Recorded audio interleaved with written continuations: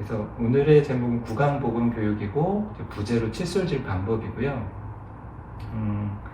우리가 건강한 잇몸이라고 하면 어떤 게 건강한 잇몸이고 어떤 게 염증이 많은 잇몸인가를 잘 구별을 하시면 내가 이 건강한 잇몸을 만들기 위해서 어디를 어떻게 잘 닦아야 되겠구나가 어느 정도 보이실 수 있거든요. 그래서 설명을 드리면 건강한 잇몸은 잇몸 색깔이 일단은 핑크색에 피가 나거나 그렇지 않고 육안으로 봤을 때 딱 봐도 건강하다는 느낌이 드는 그런 거고요. 그 건강하다는 그 잇몸을 이해하기 위해서는 치아의 구조를 이해하실 필요가 있는데, 치아는 우리 겉으로 봤을 때는 치아 머리가 보이고 잇몸 속에는 실제로 뿌리가 이제 뼛속에 이렇게 박혀 있는 거거든요.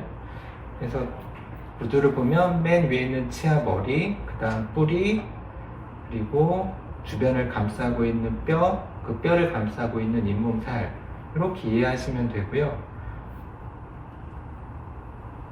그래서 그 부분에서 이제 치아 머리와 그 잇몸살 틈새가 가장 중요한 부위고, 거기에 이제 우리 몸에서 수많은 이제 면역세포들이 가서 세균과 열심히 전쟁을 치르는 곳입니다.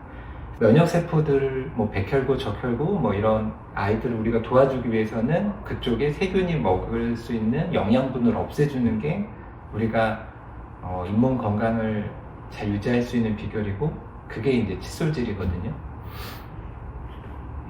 그래서 잇몸 질환이 있는 이런 분들의 사진을 보면 딱 봐도 많이 부어있고, 색깔도 시뻘겋고, 그리고 치아면에 뭔가 많은 것들이 이렇게 붙어있는 듯한 그런 느낌이 드시게 되거든요. 사실 많은 분들이 본인 입안을 그렇게 자세히 볼 일이 없기 때문에 실제로 잇몸 질환이 있는데도 무심코 그냥 계속 그렇게 수년 동안 살아온 사람들이 많다 보니 자연스럽게 원래 이렇겠거니 생각하시는 분들이 많은 것 같아요. 잇몸 질환이 있을 경우에 어떻게 이제 병이 진행되나를 살펴보면, 처음에는 이랑 잇몸 틈새로 건강한 잇몸인 경우에는 측정하는 기구로 이렇게 해보면 한 1mm, 2mm 정도가 들어가는데, 간단한 치은염이라고 하는 정도만 들어가도 한 3mm 이상이 들어가고, 초기 치주염이라고 하면 3mm 이상, 4mm, 5mm 들어가고, 말기 치주염이라고 하면 5mm 이상, 그 이상 6mm, 7mm 들어가시는 경우들도 있어요. 그만큼 이제 잇몸 뼈가 다 파괴가 돼서 치아를 잡고 있는, 뿌리를 잡고 있는 뼈가 거의 다 소실된다는 얘기거든요. 그런 경우에는 많이들 그때쯤 되면 이제 많이 늦은 거죠. 그래서 그렇게 되기 전에 우리가 잘 개입을 해서 병이 진행되지 않도록 하는 게 중요하고요. 결국 치주염의 잇몸 질환의 원인은 충치도 그렇지만 결국엔 우리가 많이 들어본 프라그예요. 프라그는 이제 세균과 음식물이 합쳐진 건데, 이 프라그가 시간이 지나면서 굳고 그게 치석이 되고, 그 치석이 처음엔 잇몸 위에 있지만 점점 시간이 지날수록 잇몸 속으로 파고들면서 훨씬 더 그쪽에 먹을 게 영양분, 세균한테 먹을 게 많은 거죠. 우리 몸에서 뺏기는 거고, 그러다 보니 점점 병이 진행이 되는 거거든요. 그래서 결국 프라그가 어디 있나를 잘 살펴보면 이게 좀 더 이해가 쉬운데, 그래서 입안에 있는 프라그를 우리가 그냥은 잘 안 보이기 때문에 요즘은 쓰지 않는데, 예전에는 이제 빨간색 염색약을 치아면에 이렇게 발라보고 물로 살짝 헹궈보면 프라그가 있는 부분에는 염색약이 그대로 남아있고, 프라그가 없는 부분은 그냥 물로만 해도 씻겨서 나가거든요. 그 염색약 성분이. 이렇게 해서 살펴보면 결국에 이제 프라그가 있는 부분은 이랑 이 사이, 이랑 잇몸 사이, 이런 부분이 우리가 이제 우리 그 잇몸 질환을 유발하는 프라그가 있는 곳이고, 그래서 우리는 이 부위들을 잘 닦는 게 중요한 거예요. 그래서 칫솔질 사진들, 그림들 보면 이런 식으로 이렇게 칫솔을 그렇게 닦는다는 그림들이 많이 있는데, 그래서 결국에는 이랑 잇몸 틈새, 어금니, 아래 앞니 이런 식 방향으로 칫솔질을 하게 되고요. 그래서 결국에는 그림에서와 같이 이 틈새, 제가 파란색 화살표로 가리키는 이 부분을 잘 닦는 게 중요합니다. 이 파란색 화살표를 어떻게 잘 닦을지를 영상을 통해서 조금 살펴보겠는데요. 요 치아 모형 참 저랑은 10년 넘게 동거동락한 치아 모형인데, 이게 제일 치아 겉에 치아 머리만 나와 있는 게 아니라 뿌리도 이렇게 실제랑 많이 재현이 돼 있어서 잇몸이 좋은 분뿐만 아니라 잇몸이 나빠져서 이렇게 뼈가 다 내려앉아서 뿌리가 막 드러난 분들에게 설명드리기도 좋아서 요 치아 모형을 제가 많이 예시로 드는데, 일단 영상을 보면서 설명을 드리면, 이와 같이 이랑 잇몸 틈새에 칫솔이 이렇게 들어가서 흔들고, 그 다음엔 쓸어 올리고, 흔들고 쓸어 올리고, 흔들고 쓸어 올리고를 한 번 할 때 그 부위를 한 4번, 5번씩 한다 생각하시면 되고, 한 번에 닦을 때 여러 치아를 하려고 하면 어렵고요.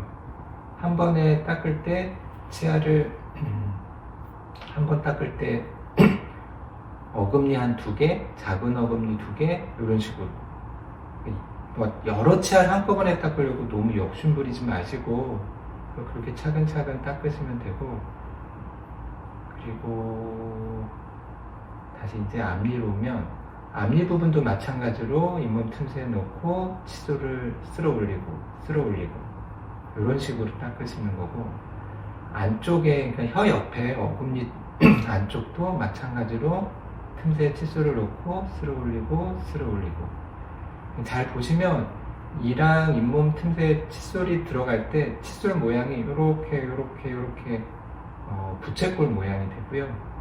그 다음에 안쪽은 이렇게 곡선이기 때문에 칫솔은 직선이고, 그래서 그냥 닦으려고 하면 그 부위가 칫솔이 안 닿게 되기 때문에 이 부위는 칫솔을 세워서 이제 하나씩 이쪽 아래 안쪽 닦을 때는 칫솔을 한 치아당 한 치아에 칫솔이 한 번씩 걸리게, 그러니까 다른 데는 칫솔로 2치아 정도씩을 닦는다 생각하면 아래 앞니 안쪽 같은 경우에는 한 치아를 닦는다는 생각으로 이렇게 닦아주시면 될 것 같고요.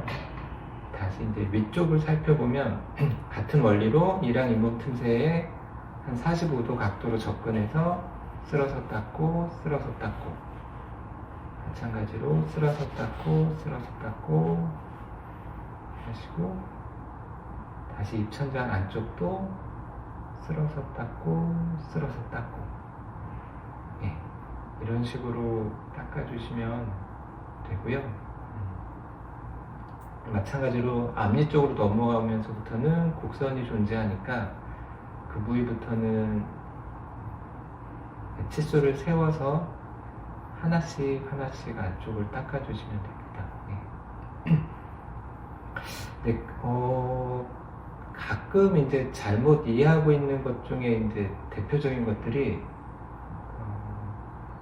어디서 치과에서 칫솔질 하라고 그랬는데 이렇게 돌려서 닦으라고 들었다 하시는데, 그 돌려서 닦는다는 건 아까 보여드린 대로 틈새에서 쓸어 올리는 게 맞는 거고, 이렇게 돌려서 갖고는 손목만 막 돌려서는 롤링법이라고 하는 방법인데, 사실은 가장 효과가 적다고 교과서에 나오는 방법이거든요. 보통 예전에 어른들 보면 막 눈 대시는 분들이 있는데, 그게 어떻게 보면은 뭐 괜찮은 방법이긴 한데, 볼록한 면은 닦지만 틈새는 못 닦기 때문에 그게 단점인 거고, 뭐 그렇게 막 세게 닦으면 치아가 뭐 많이 마모가 되고 안 좋다 하는데, 그 마모되는 양이 문제라기보다는 효율적으로 꼼꼼히 닦이지 않기 때문에 막 눈대는 방법이 좋지 않은 거고요. 이게 안 좋다고 오히려 막 돌려서 닦는데 아무 생각 없이 그냥 돌리기만 하면 실제로 틈새에 들어가지지가 않기 때문에 그거는 더 비효율적인 방법이세요. 그래서 저희가 영상으로 보여드린 것처럼 이랑 잇몸 틈새에 정확하게 칫솔을 넣고 살짝의 진동을 주고 쓸어 올리고 진동을 주고 틈새에 넣고 쓸어 올리고 하는 방법이 가장 좋은 방법입니다. 처음에는 이렇게 하려고 하면 생각처럼 잘 안 되실 거예요. 거울 보시면서 이렇게 하시는 게 필요할 것 같고요. 안 하다가 하려고 하면 이게 시간이 한 5분 이상 걸리실 거예요. 예전에 우리 뭐 333에서 뭐 3분 동안 하루 3번 뭐 이렇게 하라고 하는데 실제로 꼼꼼하게 닦다 보면 3분 만에 못 닦고 그 이상의 시간이 걸리실 거예요. 그래서 처음에는 화장실에서 이렇게 거울 보면서 이렇게 연습하시고 어느 정도 익숙해지시면 굳이 화장실이 아니더라도 뭐 거실에서 TV 보시면서 천천히 꼼꼼하게 하시는 것도 좋을 것 같아요. 여기까지가 이제 칫솔질 방법이었고요. 근데 이 칫솔질 요 방법만으로는 사실은 완벽하지가 않아요. 그래서 이제 다른 부가적인 아이템이 필요하고요. 그래서 필요한 게 치실, 그 다음에 치간 칫솔 두 가지가 더 필요합니다. 그거에 대해서 또 설명을 또 드려볼게요.